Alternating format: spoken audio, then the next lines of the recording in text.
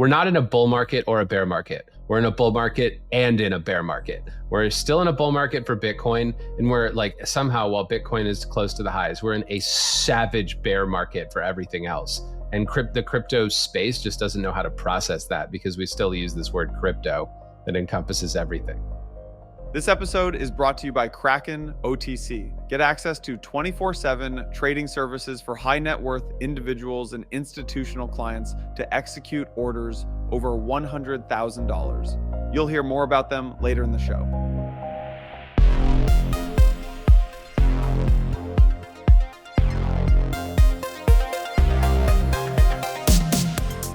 Welcome back to another 1000X podcast. If you haven't yet, please go add our stream to your Spotify or wherever you listen to your podcast. It's down below in the show notes.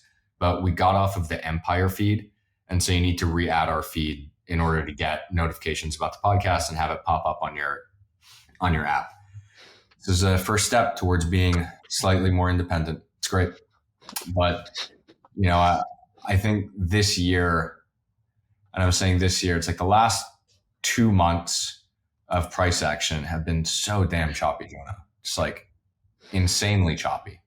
I don't know, how are you dealing with this? Because, the last time that we talked about a week ago, we were basically the same price. But I mean, Bitcoin's gone up and down in a range of 6% since then, which is kind of nothing for BTC.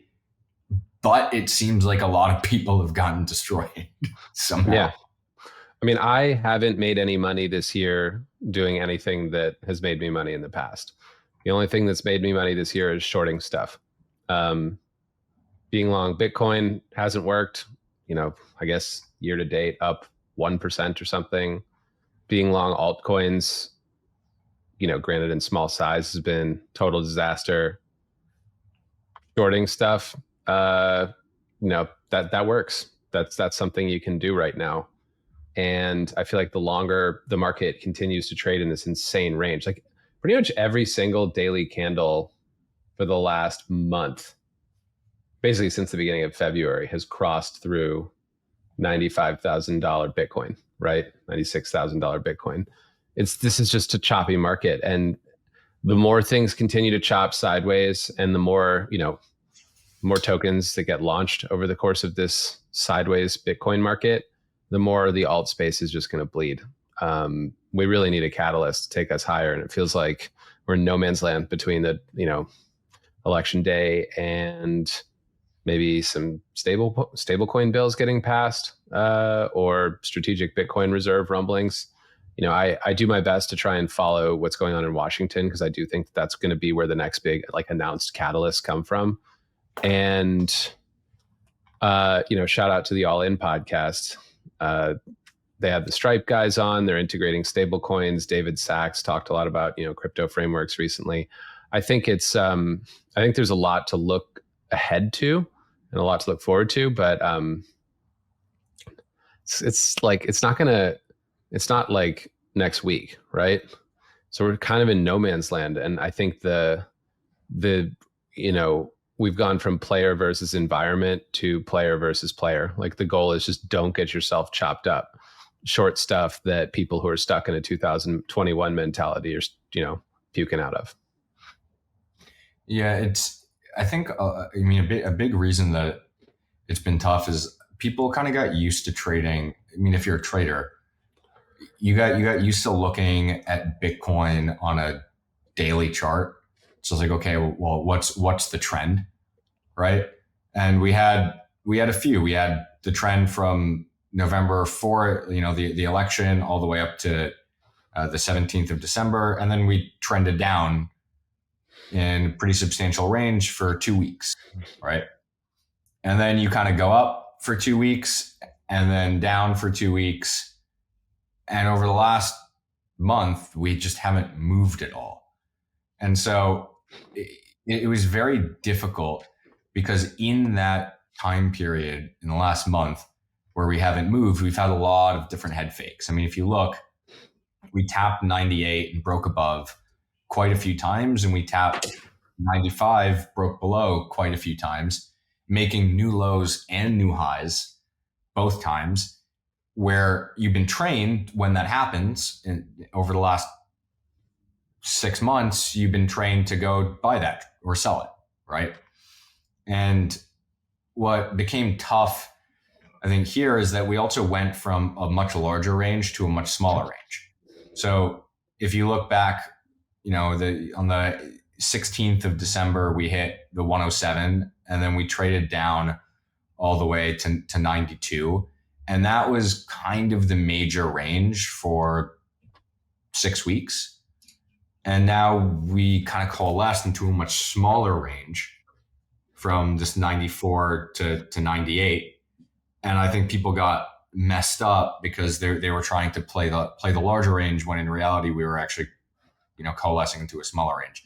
All of this to say, I've said range so many damn times. I think the takeaway here is just don't trade right here, unless unless what you're doing is you're shorting some of the really shit alts after a rally, or you're looking at some pair trades, because there have been some pair trades that have worked, right? I mean, for example, Tau did well off the back of dynamic Tau. Maker has done really well recently, which is actually really cool, because not that Maker is like a fine product and all. It's not something that I'm ridiculously bullish on long term. But what I find cool about it is that if you were paying attention to the stats, you could actually kind of see it coming. If you go to USDS, which is a stable coin of Maker now, change it from DAI, the market cap started rising pretty substantially at the beginning of this year. And so from January 1st to February 1st, the market cap of this thing went up, 20, 30%. And then from February 2nd to February 11th, it went up another 30%. And what you were seeing increased minting of USDS, and Maker price action didn't pick up until the 17th. Like you had a substantial, like on the 17th, from the beginning of the year, Maker, the USDS market cap went from 5 billion to 9 billion. And then that, after an almost 100% increase in the core product of what this protocol provides, that's when Maker started going up.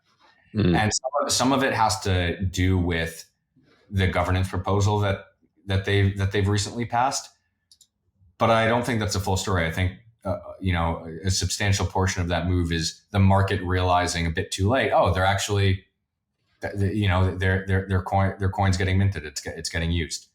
So that's why I say, it's fun, because it's, a sign of, if you pay attention to the market and you do your research, you can find some good trades.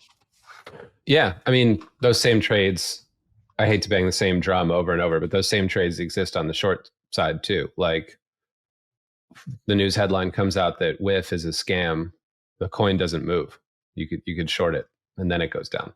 This is all over the place. So and it took some time for the WIF thing to come out. I mean, I shorted it at like 126 or something like that, and I held it, I think, 3 days or 4 days, and covered it at 1, and then it went down to 60. And I think that's, that's it was a little bit of a delayed reaction there in terms of the massive move. But I mean, I definitely should have held that trade a bit longer. But it does, it is showing that there are some potential opportunities out there if you're paying attention. I mean, Solana is another great example of this. It's just been underperforming ridiculously hard since the beginning of the year. And it's against the backdrop of like bad narratives for things happening on Solana, not like Solana specific narratives. Like when FTX blew up, that was a Solana specific narrative, because their little, and Jump, like their little mafia was falling apart, and the chain was also not working. This time it's more like Solana's taking a hit because Javier Malay's shitcoin got launched on Solana and turned out to be a rug. I don't know. I still don't think that's fair Solana. I think still a large, like a big portion of this underperform. Okay, so there are two things. One is that Solana went from $183 to almost $300 in a week because of the Trump meme coin. Now, whenever you have that happen, like if a coin as big as Solana goes up 60% because Trump launched a meme coin, what you're supposed to say is, how long does that mania last? And like, how many of the people that bought those candles, like if you look at the weekly candle, just the one candle, how many of the people that bought that one candle are reallocating to Solana for the long term? The answer is probably not that many. I don't know. I think that could have been a moment when people just stopped out of the rest of their ETH and decided that Solana was going to be their alternative L1 for the cycle. But yeah, I take your point. There's an argument to be said. Basically, my take on all of this, on the last 5 minutes of conversation that you and I have been having, my take is that crypto natives are just sick of this. They're rage quitting crypto. The people who should be moving markets shortly after news, like glued to the screen, click trading headlines and stuff, like that whole group of people is just burned out. Their whole strategy, like altcoin season never came. It never rained money.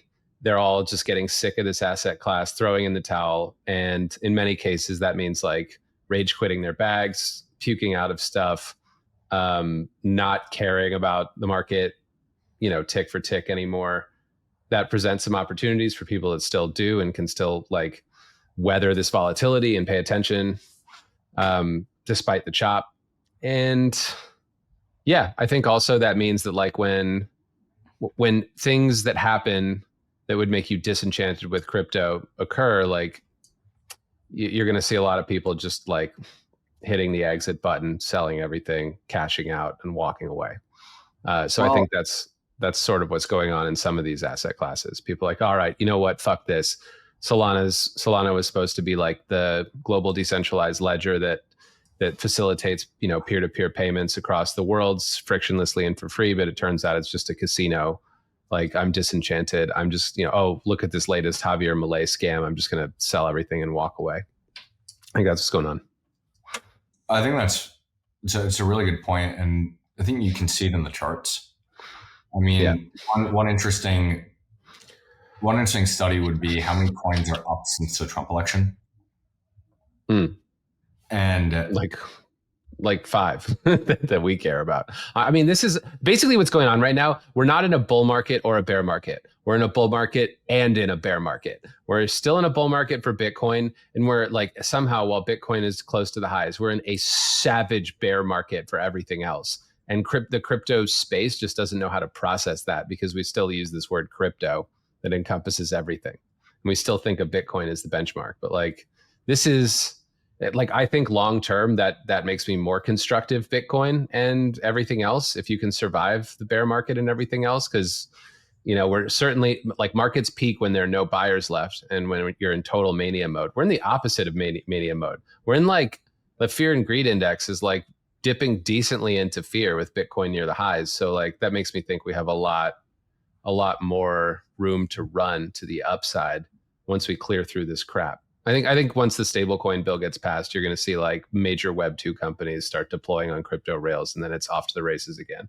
But until then, like, I think these impatient crypto people, these impatient dopamine addicted gamblers who listen to this podcast, and of whom, you and I probably represent, we're dopamine addicted gamblers too here. We definitely aren't feeling the joy right now, are we? No, not at all, because you're not getting those quick hits like you used to. This episode is sponsored by Kraken OTC. You can trade over chat or even access Kraken's self-service automated trading feature to receive executable quotes in seconds. With access to Kraken's fully personalized service, you can guarantee a secure trading experience with deep liquidity and competitive execution. To get in touch, click the link in the show notes or head on over to kraken.com/blockworks. Availability of products may vary by jurisdiction. See legal disclosures for each jurisdiction at kraken.com/legal/disclosures. Crypto trading involves risk of loss and is offered to customers through Payward Interactive. Hey everyone, Jason here. There's a reason why Ledger is trusted to secure more than 20% of the world's crypto assets today. Check out their newest devices, the Ledger Stacks and the Ledger Flex, featuring the world's first secure touchscreens. Take your security seriously. Hit the link in the show notes of today's episode to check out their latest devices. Trust me, you won't regret it. With Bitcoin, just from a high level, like technical perspective, it doesn't look great right now. So we had that 100-day moving average break a few days ago. And then on Friday, it actually acted as some pretty strong resistance. And normally what that means is that you use it as a momentum indicator. And I think I've mentioned this on the podcast before, but the two most important things to me when buying, trading Bitcoin, whatever, is you're looking for momentum or you're looking for value. And that's when people tend to buy into this market. When people buy in when it's going up because it's a trending asset, and people buy in when they think that the risk reward is really good. And the question is, well, how do you determine what the risk reward is? Well, you kind of can get a sense of it from the average targets of a lot of people.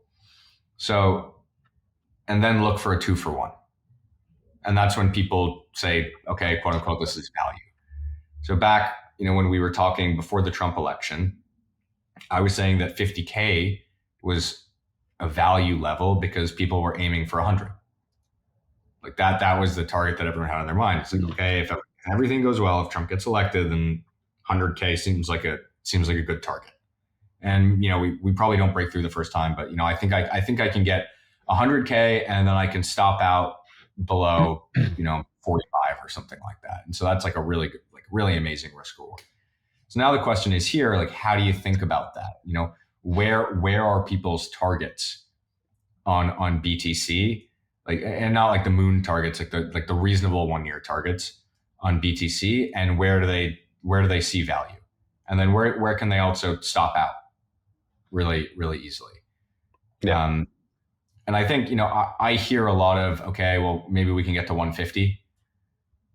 Like that seems like the reasonable, like, quote unquote, not the 250K, 500K, $1 million talk, but okay, I think we can get to 150 by the end of the year if everything goes all right. And so the 2x from there would be 75. Now I think that's a bit too low. Yeah, I think that's quite low, but I don't think 95 provides a tremendous amount of value for people. So what you need in order for BTC to go up is you need to believe that Saylor is going to be jamming, another $20 billion into this market, $10, $20 billion into the market, or we get some legislation passed from states to allocate to BTC in a substantial way, or you get the federal government to allocate to BTC in a substantial way. Until then, we go sideways. Now, another way that you can generate sort of a value target is you spend enough time above a certain number, like you spend another 3 weeks, maybe 6 weeks above 90, then you have so many people that are kind of waiting. Okay, maybe we'll trade 90, maybe I'll buy at 90, maybe I'll buy at 85, and then they don't get it.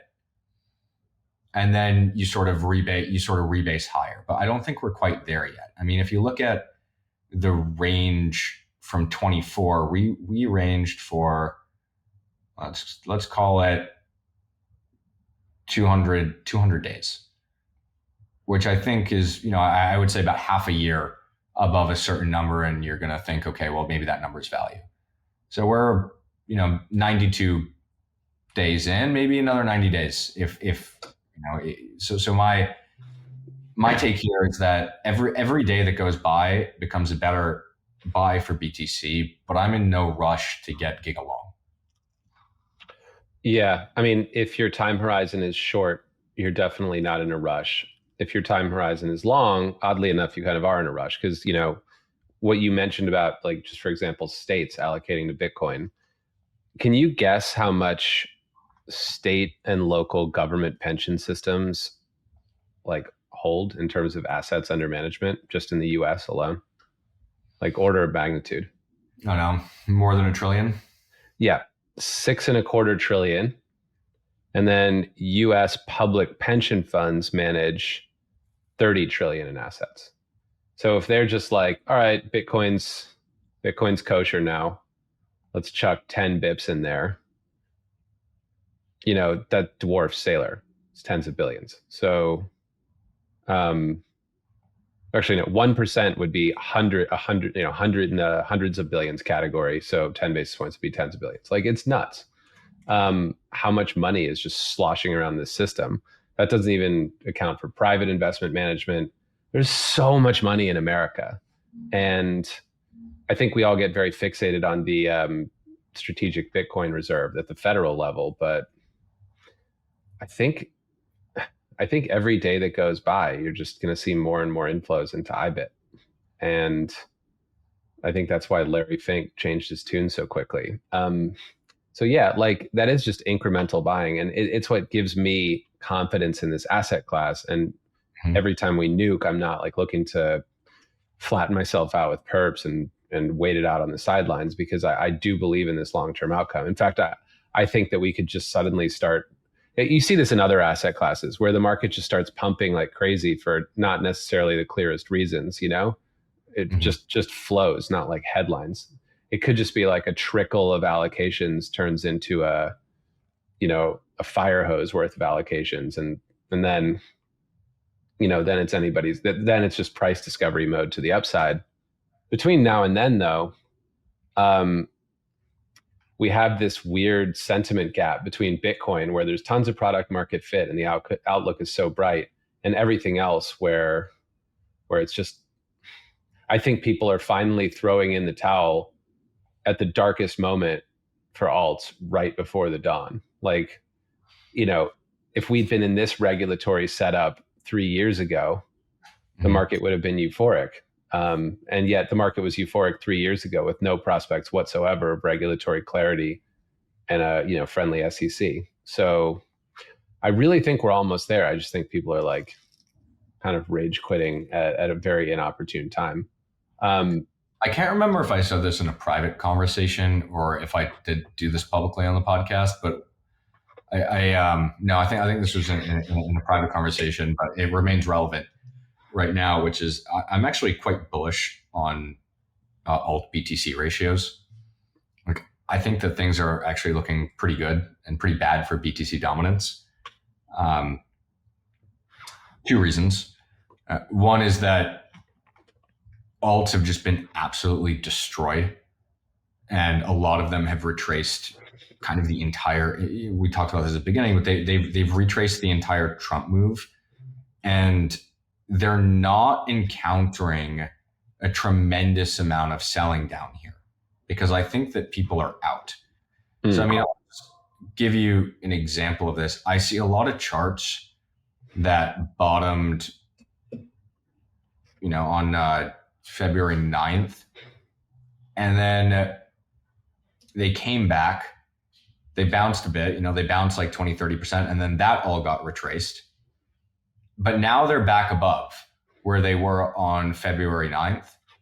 And BTC is basically flat.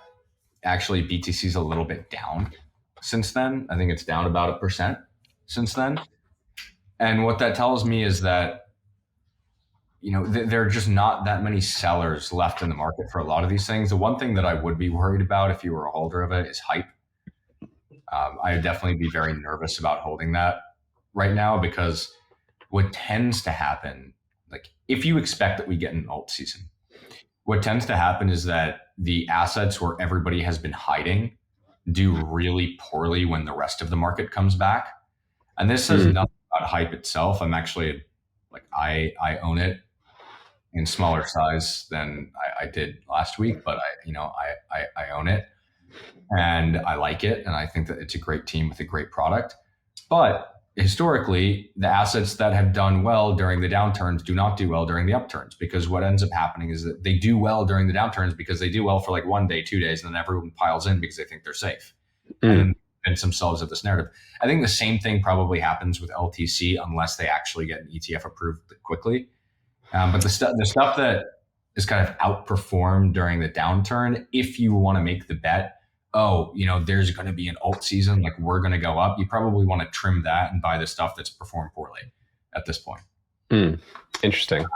Yeah, I mean, that's definitely that's sort of like a counterintuitive, contrarian narrative that you paint there. Like, I would think of the hyperliquid as just the most negative gamma, negatively convex, crypto asset out there. And what I mean by that is, like, if the whole market nukes and token prices are down across the board and it's despair and bear market panic and whatever, you'd think that, like, that's because participants are pulling out of crypto. There's less activity. Hyperliquid is kind of like the on-chain hyper casino, with all this leverage and no KYC, and it's just the fun place to trade on chain in big size with big leverage and best user experience. When there are fewer users engaged because we're in a bear market, like, there's probably less action on there.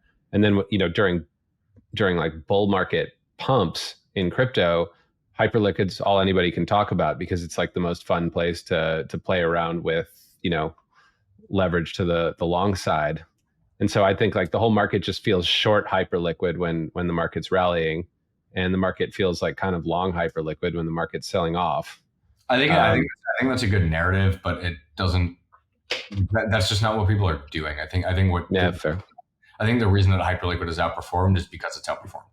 If that makes sense. Like, it's like reflexivity. Okay, like let me go hide in this thing while the rest of the market's going down. Because I want to be long something. But they start diversifying out of that kind of safe bet the moment the market starts doing well. It's looking like it's outperforming here. Oddly, Bitcoin is outperforming the stock market. S&P futures just collapsed on Friday. It was definitely the biggest red candle of 2025. And, we had some big ones in 2024, including Wednesday, the 18th of December, after some, pretty big rally. But for the most part, like, the stock market's getting a lot more volatile. And I have to say, I'm heartened by the fact that BTC didn't just collapse the way that S&Ps did on Friday. It feels like it's holding in there. Now, obviously, it's one day. Can't take too much info out of it. But some of that sailor. But it is an interesting point that, I mean, if you actually look at the BTC over NASDAQ chart, it looks pretty good. It looks like it's really found a base. Yeah. If you just chart BTC divided by NDQ ratio right now, I see is 4.43. You see kind of a base at 4.35. We had a little wick down on the weekly to 4.25, but the weekly chart actually looks pretty good with a reasonable stop out level. I can't say exactly why BTC would be outperforming massively, but I think it has to do with why the equity markets are underperforming. Well, actually, let me ask you, why do you think the equity markets are underperforming? People are getting scared about tariffs. And I think that, again, it's just one day, but I think Bitcoin not puking on tariff fears gives you some tea leaves into how it's going to trade if we enter a major trade war, which is it's going to trade less like a risk asset that gets hurt by trade barriers and tariffs, and more like an asset that's going to get sort of stepped up in relevance as an alternative reserve currency. If we've talked about this on the show 1,000 times, if there the world goes multipolar, you do need an alternative reserve currency that isn't the dollar. So I like that. I like that perspective. So, like, it's too soon to say, but obviously I have too much exposure to Bitcoin in general, and I'm like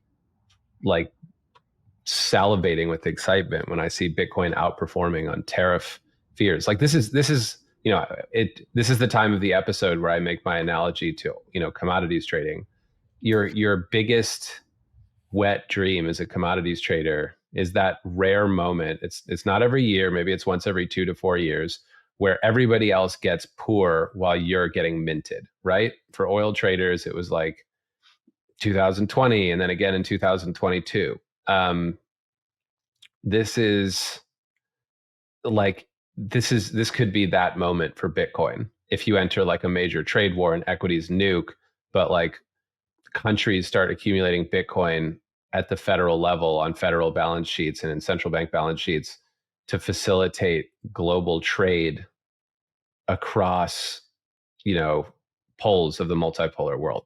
So if you have like a Chinese sphere of influence and an American sphere of influence and like, Russian sphere of influence and a European sphere of influence, and everybody's kind of like at odds with one another, you could probably still do most transactions in dollars, but the number of non-dollar denominated major commodities and global trade transactions that need to happen goes up by a lot, right? It goes from like basically right now you've got Iran and Venezuela and North Korea. We can talk about them later with the Bybit hack. A couple of pariah states need it, but like if you slice up the world and NATO's on its ass and alliances are getting broken and restructured, like it's not just a couple of pariah states that need it now. It's like it's a lot of countries that need it for more and more transactions. And if Bitcoin starts to trade like, hey, as the expected value of that scenario I just described goes up, Bitcoin goes up, like, oh my God, we could be in for one of those like glorious moments as a crypto community where we accumulate money not just as beta to the equity market, but as alpha, and that would be pretty, that's when you can take the proceeds of your crypto trading and actually like make a real difference in your own personal life if you get it right. I mean, that would be a pretty sick pivot. Yeah. Bitcoin goes to 200, equities stagnate, and then you just roll it all over. This episode is brought to you by Kraken OTC, one of crypto's longest running exchanges with over a decade of experience. With Kraken OTC, high net worth individuals and institutional clients get white glove 24/7 trading services for orders over $100,000. You can trade over chat or even access Kraken's self-service automated trading feature to receive executable quotes in seconds. With access to Kraken's fully personalized service, you can guarantee a secure trading experience with deep liquidity and competitive execution. To get in touch, click the link in the show notes or head on over to kraken.com/blockworks. Availability of products may vary by jurisdiction. See legal disclosures for each jurisdiction at kraken.com/legal/disclosures. Crypto trading involves risk of loss and is offered to customers through Payward Interactive. Earlier in today's episode, I mentioned Ledger's latest products, the Stacks and Flex, and I wanted to take a few seconds to tell you more about them. These wallets feature the world's first secure touchscreens, which don't just simplify your digital transactions, but also keep them extremely safe. These wallets are virtually impenetrable to online attacks because they store your private key in a secure offline chip. You can manage more than 5,500 tokens and install up to 100 apps. Choose the most trusted name in hardware wallets and take control of your digital security today at ledger.com or hit the link in the description of today's episode to check out their latest wallets. To go back to the original question, why is the equity market underperforming?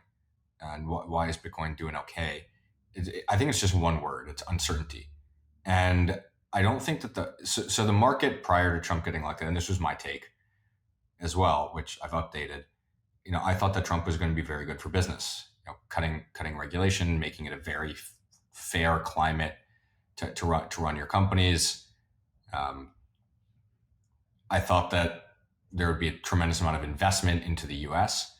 And I think what has happened is that Trump has actually been a lot more unpredictable than even, than even a lot of his detractors would have said he would be. I mean, he's a lot more manic than he was in his first term, and he's doing a lot of different things. I mean, from the potential of laying off 1 million federal workers to tariffs on countries that like Canada were like, we didn't think he was serious about that. We thought that was just like a campaign pitch. It's not just the tariffs, it's that the unpredictability of Trump, and his case cozying up to Russia, rejection of European allies. I mean, all of these things, it's one word, it's uncertainty, and the markets hate uncertainty. And I don't think Bitcoin does, right? Bitcoin actually thrives if the world becomes more uncertain. And so that's, I think, the divergence that we're seeing right now. We're seeing companies struggling to figure out how to map for a future where they don't know what the world is going to look like. And Bitcoin saying, hey, chaos is great. Like this is really good.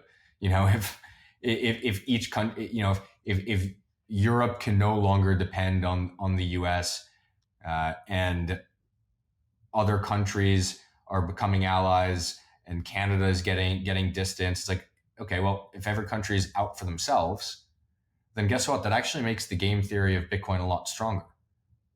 That's much better. In the past, you could have said, okay, well, the European Union is on board with the US and they're tied at the hip, and so is Canada and so is Mexico. So, they can wait to see what the US does with Bitcoin, because if the US does something with Bitcoin and it's really good, then they'll still benefit somehow, because, they're all allies here. You can't, that argument doesn't hold water. They all have to make their own individual decisions now. And it becomes more of a geopolitical tool in that case. It's like, okay, well, if you think the US is going to go buy something or be very supportive of Bitcoin, all right, get in there before them. Yeah. It's more, right now we're looking at a much more adversarial world than we were prior to Trump. And, regardless of if it's, amazing for BTC, I mean, it could just be that it's just worse for, it is, candidly, it's just worse for the stock market than it is for BTC. It might not even be great for BTC, but it's definitely worse for the stock market. Let's put it like that. I mean, we talked on previous episodes about, absolutely. And you're totally right about all of that. It should be in the back of every crypto trader's mind to think like the way you just described, because this is a macro asset, right? But, it's funny, like during Trump's first administration, it was all about stock market record highs, the Trump pump, it's like the Trump pump. He was always like tweeting about how great the stock market was under him. After we've talked about this a bit on the podcast about how he may be moving the goalposts now, and that might not be his like KPI for success anymore, the stock market. It might be something else. Hopefully not a lower 10-year yield. Dear God, that would be scary for crypto. But like, basically, why would a lower yield be bad for crypto?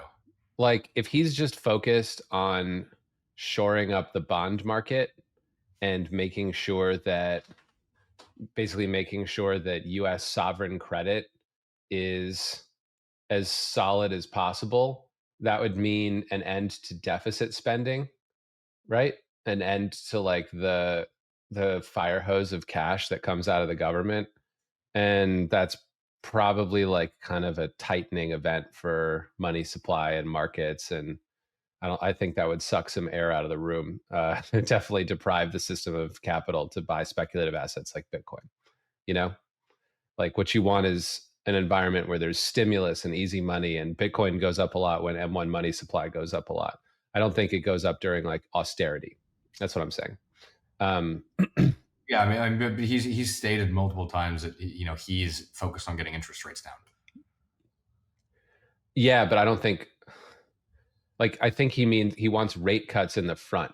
I don't think he's trying to like it's very different to say like, I want rate cuts, because that just means it's easier to borrow and spend money for private enterprise and private individuals. Like, that's very different than what I'm saying about the 10-year yield, which is more a statement about like, is Trump going to put America through a Greece 2012 style of sovereign austerity to like make our balance sheet better, right? To make our balance sheet less debt ridden, lower our interest payments, and basically balance the budget through a painful process of like reduction in federal spending.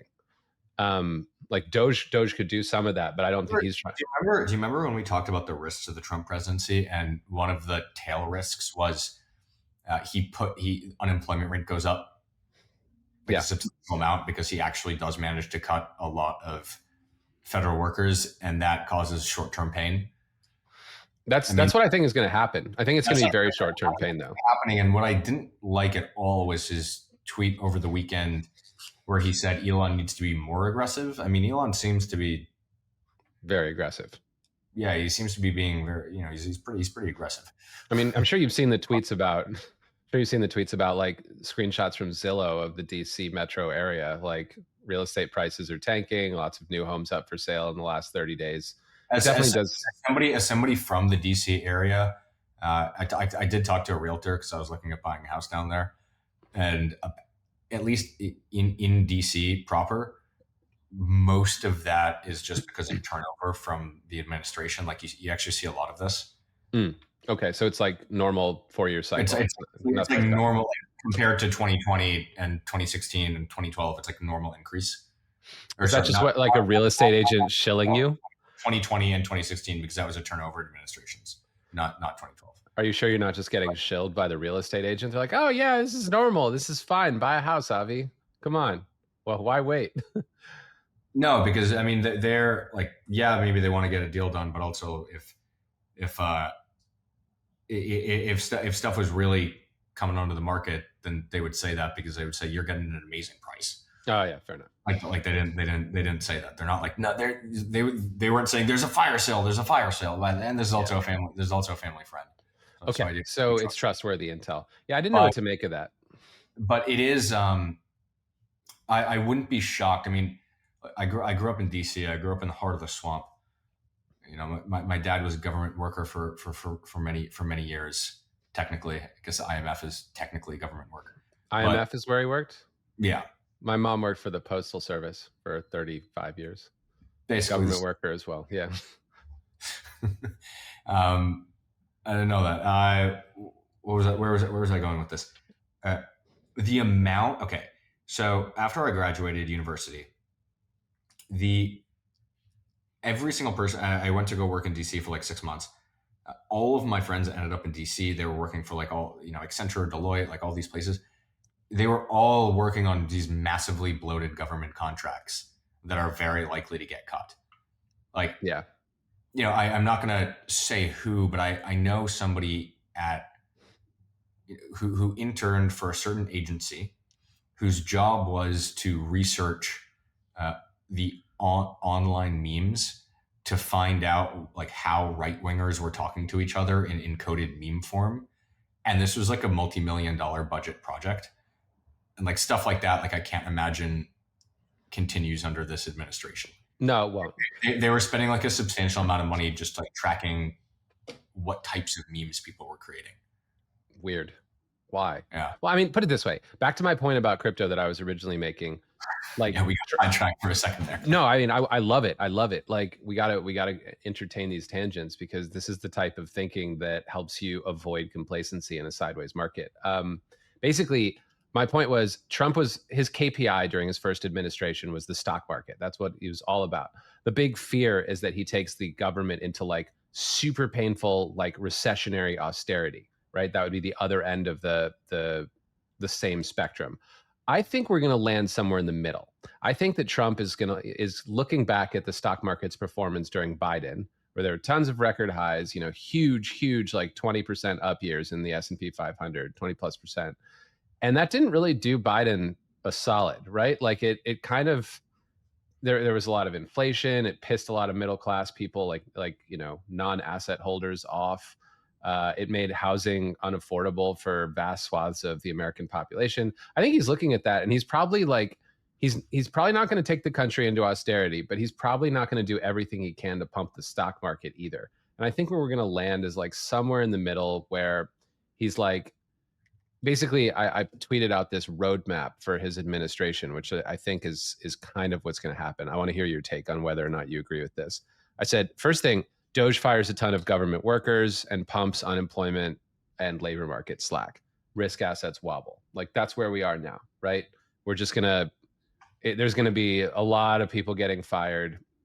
The trickle effects of this are going to happen everywhere. Like even my mom's next door neighbors in Berkeley, they're, the guy's a neuroscientist at UC Berkeley. The NIH just cut funding for his project. It's the first time in decades that's ever happened. They're devastated, right? Like, they're probably going to have a lot of professors are going to move on. Like, their research is going to get cut. Just job loss everywhere and at the government level. Anything that the federal government touches, and that's going to cause some risk asset wobbles because those people aren't buying homes anymore. They're selling homes. Then I think next thing, Trump negotiates a ceasefire in Ukraine. I think commodity prices get nuked. CPI goes down. Probably a pretty good time to buy Russian equities then, if you think that's the case. Yeah, and short oil, and short LNG, basically short wheat. Russian equities. That's a smart one. I hadn't thought of that. Basically, I think that happens. Then you get lower inflation, and then I think that paves the way for the Fed to start cutting rates. So risk assets start to stabilize as inflation goes down. Then rates get cut. Then we get a proper rip. So I think first we're in the pain phase. What's that? Sorry to interrupt. Apparently, ETFs that track indices on Russia are no longer tradable, investable. Land of the free. Anyway, land of the free. Are there any Russian tokens? Putin coin, $sign Put. So yeah, basically risk. I think rates get cut, crypto rips, and equities grind higher. Then I think by then we're like 6-12 months into the administration. I think that's when the mass deregulation starts to happen. I think that's when the pro-business happy times start. They're not going to be right now. Now we're in just painful, uncertain, realignment of things for business. Everybody's upset. I think if you're trying to start or buy, start a business or buy equities, you want to do it before the mass deregulation. And I think that's when it's just moon boy time for equities and crypto. That's also, I think, 1 to 2 years out, that's probably where AI productivity gains start to kick in a big way. We were singing the praises of deep research last week, and I do think that those productivity gains are going to, cause continued deflation, higher highs for equities and crypto. And then against that super bullish backdrop, we're not going to have Trump saying, all right, we need to make new highs.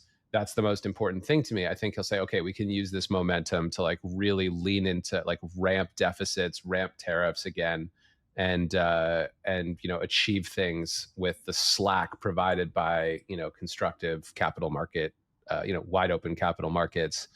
And I think that's when corporate bonds and treasury bonds just go to shit. Like I think that's like, do not buy bonds.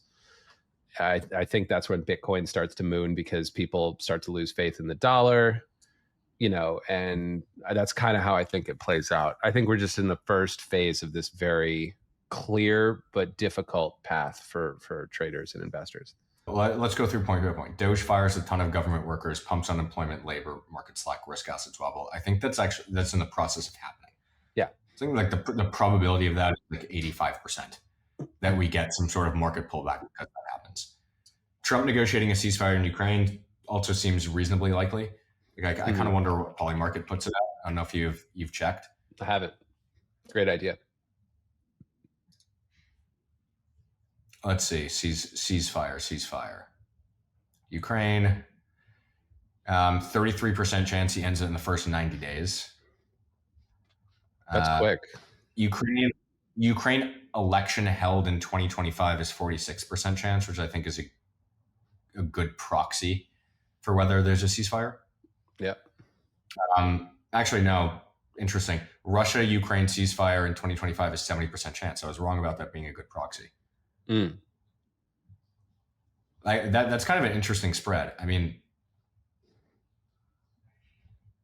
yeah. I mean, I guess hold an election is different from announce an election. Polymarket's just so spot But anyway, on. 70%. What? Polymarket is just so ahead of the curve. So yeah, like 70%. Anyway, yeah, so 70% I actually think is pretty reasonable. It might be higher. Rates get cut, crypto rips, equities grind higher. That's the part where I get nervous, just because the inflation data hasn't been what we want it to be. Well, no, that's what I'm saying, dude. Let's say that you agree with 1 and 2. A ton of government workers get fired. Unemployment is higher. And then if there's no more war in Ukraine, commodity prices, which are like the major input prices for CPI, tank. So you have like inflation is rear view mirror. Unemployment is higher. The Fed has like this giant green light to start cutting. No? It depends on how much. I mean, it depends on how much you think inflation is driven by this, by one, commodity prices, which we can look at, and B, like what else? I mean, if outside of commodities, is there anything else that labor, cost of labor? Okay. So like CPI, like the things you really need to, like cost of energy and cost of labor are two big ones. You know, and so if oil is trading $45 a barrel, like you could see OPEC go into a price war if the Ukraine war ends, because their cuts aren't going to work anymore. There's going to be too much oil sloshing around. So, you know, I think you have $50, $45 oil versus right now, you know, $75 oil. I think CPI eases meaningfully. LNG too, right? You know, you won't have a problem. Okay, energy prices were a significant contributor to the increase last CPI print. Yeah. Okay, so rates get cut, crypto rips, equities grind higher. I think in that scenario, equities do rip as well. Mm-hmm. In this scenario, that's very good for alts. I actually think it's less good for Bitcoin. This particular scenario that you paint here is very bad for Bitcoin dominance, my personal opinion, because it's easing of geopolitical tensions while reallocating appetite to risk. Yeah. Gives you higher alts. And I mean, I think BTC is higher in this particular scenario, but I think the real winner might be Solana and Ethereum. Yeah. Which is, by the way, doing quite well, which I want to talk about at some point. Point number 4, mass deregulation, party time for equities and crypto. I do agree that mass deregulation, while happening right now, is going to be the story and the drive after all of this stuff gets done. Yeah. AI productivity gains kick in. This I actually think has already been happening. It's quiet, isn't it? It's like maybe it's not number 5 on this list. Maybe it's just like constant backdrop to everything else. I mean, okay, so I'll tell you something funny. So back in 2023, this guy named Hal Press, who's North Rock Digital on Twitter, came out to Puerto Rico, and we spent some time together. And one of the things that we talked about was AI. And at that point in May of 2023, AI wasn't really like people were talking about it, but ChatGPT was very new still at the time. And, you know, it was kind of like the small circles that were talking about it. And the one takeaway that we had was, this is insanely good for the NASDAQ. This is going to be a huge driver of NASDAQ. And good call. I think we were right, and it was driven. And I think one reason that I know that this was right is if you look at the S&P, when you look at NASDAQ, a huge amount of the gains have been from the top tech stocks. Like everything else is kind of stagnating. The companies that had the most value to gain from deploying AI gained the most. I mean, I don't think these layoffs, I mean, I would be shocked if these layoffs were feasible in a world without AI. Yeah. Yeah. And since, let's see, since we talked in May of 23, I mean, NASDAQ's up like 90%. So that was 70%. That was a good call. Anyway, the next point here, so I think we agree on AI. Tariffs and continued deficits ramp, causing problematic backdrop for this. This is the part that I feel is kind of the huge logical leap. I don't know if I mean, do the continued deficits ramp? Like, why? Right? In a world where they do manage to cut spending, why are you like? Where are you getting the continued deficits ramp? Okay, so here's where I'm getting it. I think that if, you know, you've got cheap commodity prices fueling the economy, you've got, you know, AI led deflation and productivity gains bolstering not just tech companies, but like, you know, even WD-40 can hire fewer people to analyze how many squeaky hinges are out there, because they can just ask deep research. Like pretty much any company in the Russell Index and S&P 500 can benefit from this. McKinsey does. You don't need to pay McKinsey $10 million to figure something out for you. You just pay Sam Altman $200. You know, this is such a constructive setup that's when Trump can start doing things that are bad for the stock market, like threatening our adversaries with tariffs, you know, screwing with global trade.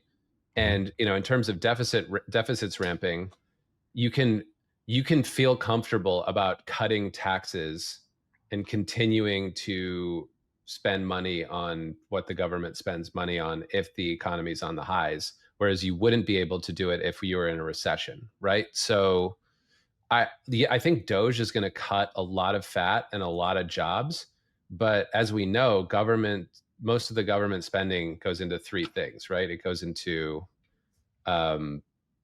Social Security, Medicare, four things, I guess: Social Security, Medicare, the Defense Department, just the defense budget, and now interest payments, right? And those are all really hard to cut. So, like, what Doge can cut will probably be a lot of waste, fraud, and abuse, a lot of garbage, a lot of jobs, a lot of like unnecessary real estate bills and USAID type, NIH type things.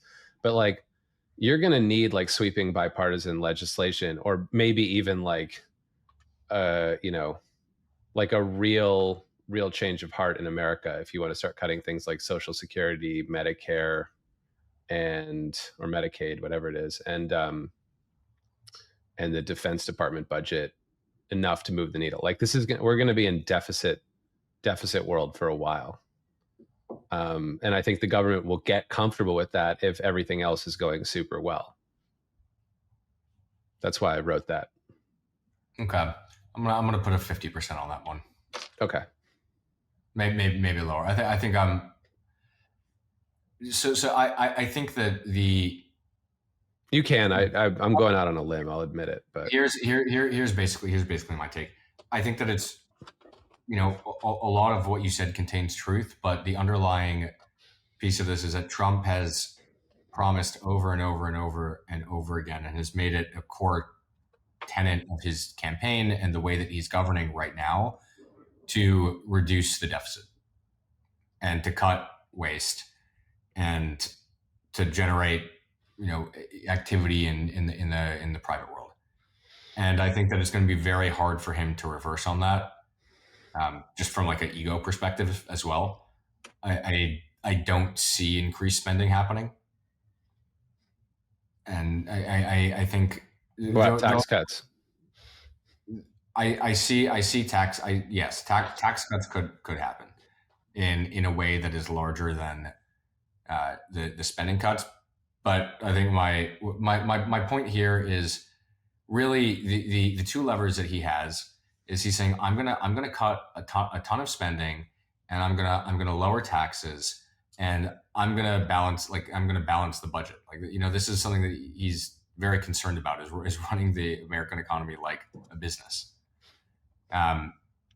And so I just think it's very hard for him to go back on that. Yeah.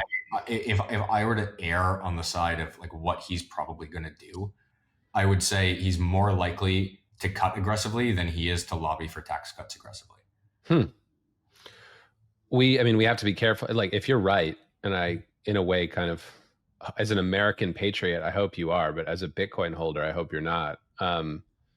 If he slashes the budget enough to balance it, oh my God, dude, it's going to be a real recession. Like, the markets are going to crash. Because like the deficit spending, it's like 7% of GDP right now. It's insane. Like, you take that away and bring it down to like 2 or 0. The way that I read your tweet is not that we continue to have a deficit year over year. The way that I read it is that the deficit blows out. Oh, I see. So I think it's very unlikely that he manages to actually balance the budget. What I'm saying, I think it's very, very unlikely for him to accelerate the deficit. Like, I don't think the budget's gonna, the deficit's gonna blow out either. If I wasn't clear, what I was trying to articulate, maybe inefficiently, was I don't think that he's going to take any steps to drastically increase the problem of the deficit. No, you're right. I mean, look, if the deficit goes up from here, like, the dollar's gone. I don't think that's neither here nor there for BTC. Yeah, it's like, doesn't really matter. No, you're right. You're right. We're on the same page now. I just kind of like poorly worded tweet. Now I understand what you're saying in response to it.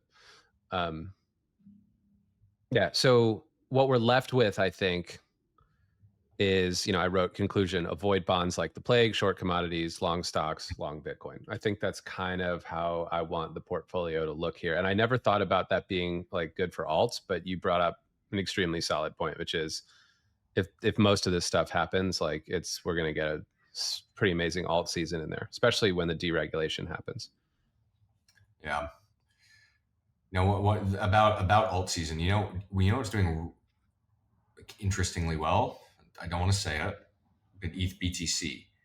And one thing, I'm surprised we haven't talked about this. I think we just kind of went down a bunch of rabbit holes today, but we didn't talk about the Bybit hack at all. And I mean, that was like the news of the week. And what I thought was interesting about the Bybit hack is, one, how fucking massive it was. Like, this thing was huge. Like a yard and a half. Yeah, it's big one. Yard and a half of ETH. How nonchalant Bybit was about it. I mean, they've clearly printed an insane amount of money. And I think, despite the fact that it was a massive, massive, massive exchange hack, nobody seems to have actually lost any money. Bybit seems to be covering it for now. But the most interesting part was actually the reaction of ETH BTC to me. I mean, I saw the headline within like 30 seconds of the thing coming out, and I immediately shorted ETH BTC. Like, immediately, that was my first reaction. I was like, "Oh, okay, I'm going to sell a bunch of this," and then it sells off, like from where I saw the headline and tried to short it. It sells off like 2% or something like that. Like, the thing is like 2.5%, and then it just bounces and it just stays there and it doesn't go lower. And I think the hack happened at 10 a.m. ish my time, and by the end of day, ETH BTC was not at the lows. It was like 1% higher than the lows, like 1.5% higher than the lows. And I was like, that's weird. Like, as a trader, you have to think, that's weird. That shouldn't happen. Yeah. If $1.5 billion of ETH gets hacked, and ETH BTC has been trading so horrendously poorly, and we literally got down, I mean, the bottom of the range, it didn't even get to the bottom of the range, which was another 2.5%. Like, it couldn't tap the bottom of the range that it's in, let alone go anywhere near its lows, even though there's, in theory, $1.5 billion of ETH to be sold on the market. And I realized, holy shit, there's nobody left to sell ETH. Except this North Korean guy who just stole it from Bybit. Yeah, basically, except for that guy, like, there's nobody else left. Like, everyone's out. ETH BTC has been in a downtrend since I just pulled up the chart. I like squeezed the x-axis on TradingView as you were talking about this. It has been in a downtrend since the 9th of December 2021. That was the peak. This asset has been spiraling into the abyss for more than 3 years now. So you're right. I think all the ETH maxis, they're just out, right? They're done.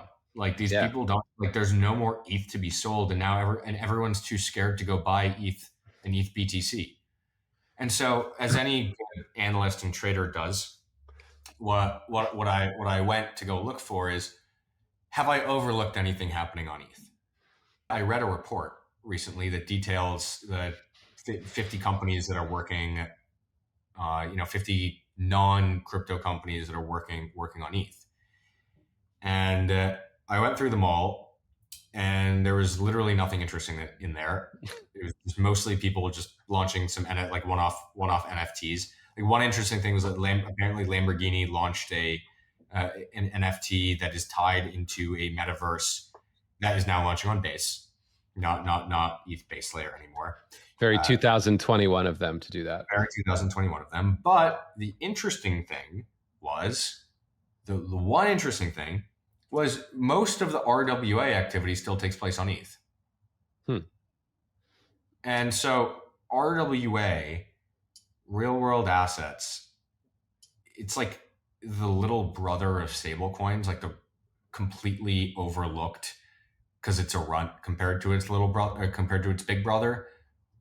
But it is the next logical step in terms of, if the financial system is going to move into crypto in a meaningful way, it goes stablecoins, RWA, and then actual companies like issuing tokens and in forms of equity and like actual crypto protocols. And so I did find that interesting. And it makes me think that there's a potential for a massive ETH short squeeze at some point in the next year, where this thing outperforms BTC by 50% or something like that. Maybe it goes back to 0.4 at some point. I guess that'd be a 40% move. But like this massive move from ETH where it catches a narrative of the moment and just nobody owns it and it goes up. That would be the most hated rally that everybody's been, all the ETH maxis were waiting for that never came. I could totally see that. And I think if it's going to happen, it's going to happen in like the next month. And the reason I think that is because of an old trading heuristic. If good news can't send the market higher, it's not going higher. And if bad news can't send the market lower, it's not going lower.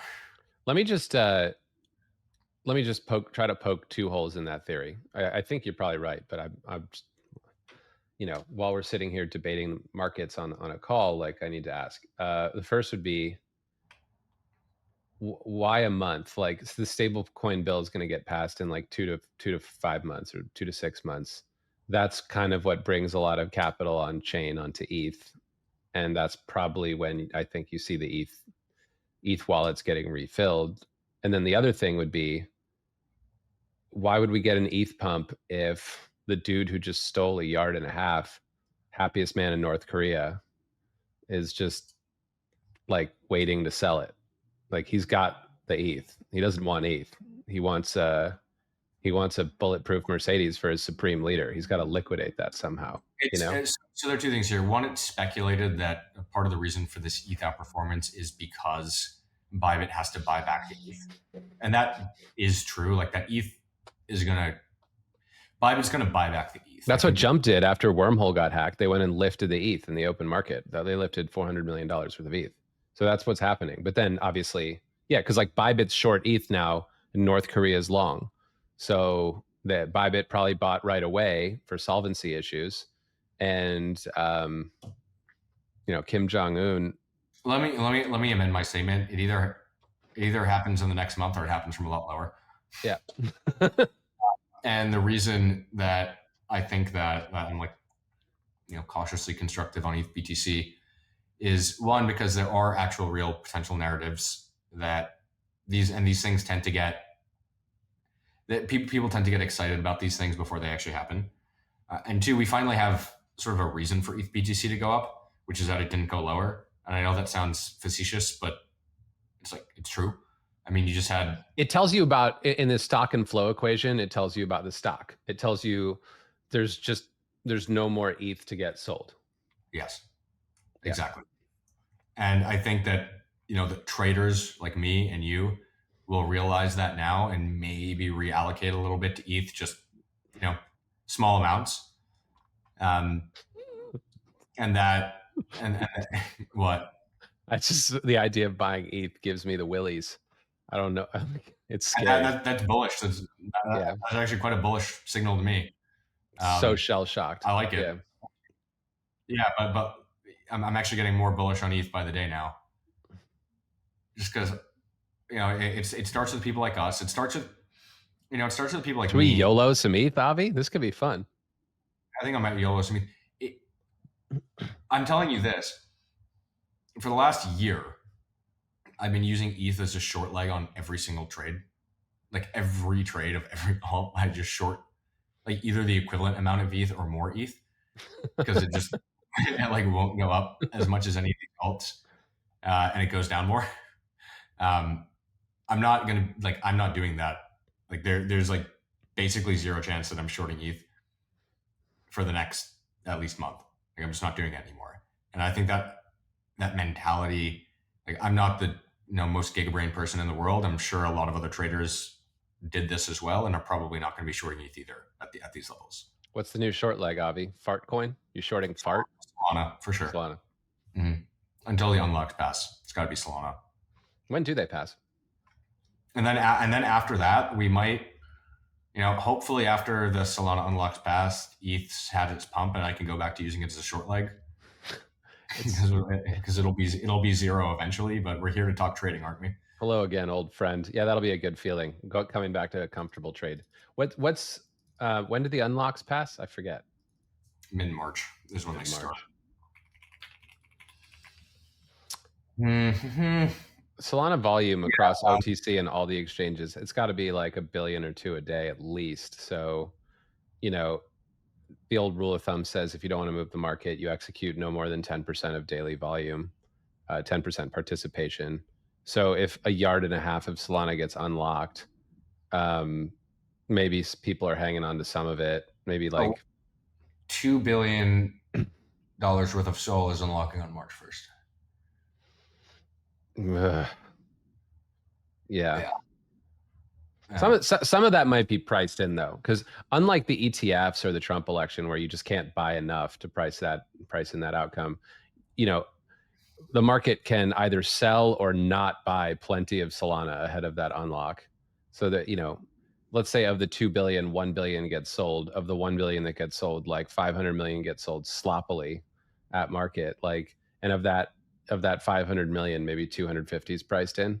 Like maybe there's $250 million worth of SOL that people want to buy, but they're waiting until after the unlock. So I don't think it's the end of the world for Solana, but I agree. It's definitely, it's not the time to be buying lots of Solana. Yeah, not the end of the world for sure, but I think it's good to use as a short leg if you're going to be long in anything else.